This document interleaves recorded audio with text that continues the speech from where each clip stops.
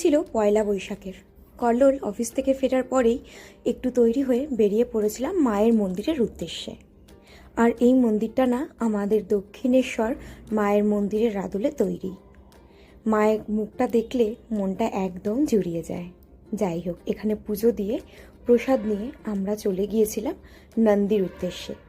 নন্দী হলো আমাদের এখানে নতুন রেস্টুরেন্ট একটা খুলেছে, আর যেখানে খাবার শুধুই ভেজ পাওয়া যায়, আর তার মান খুবই ভালো। এত সুস্বাদু ভেজ, সত্যি আমার তো ভেজ খুব একটা পছন্দ নয়, কিন্তু এরম ধরনের ভেজ হলে ঠিক আছে, খাওয়া যেতেই পারে। খুব সুন্দর এখানকার খাবার দাবারের টেস্ট। আর আমরা এখানে আজকে অর্ডার করে নিয়েছিলাম একটু আচারি পনির, পাপড়ি চাট আর নন্দী স্পেশাল থালি। এত অসম্ভব টেস্ট ছিল, আর কোয়ান্টিটি এতটাই বেশি আমরা পুরোটা কমপ্লিটও করতে পারিনি। আর এই রেস্টুরেন্টটার একটা খুব সুন্দর দিকও হলো, আমি প্রথমবার দেখলাম রেস্টুরেন্টের ভেতরেও আমাদের মা তুলসীকে রাখা হয়েছে। যাই হোক, আমাদের হয়ে গেছে, এবার বাড়ি ফিরছি। চলো, টাটা।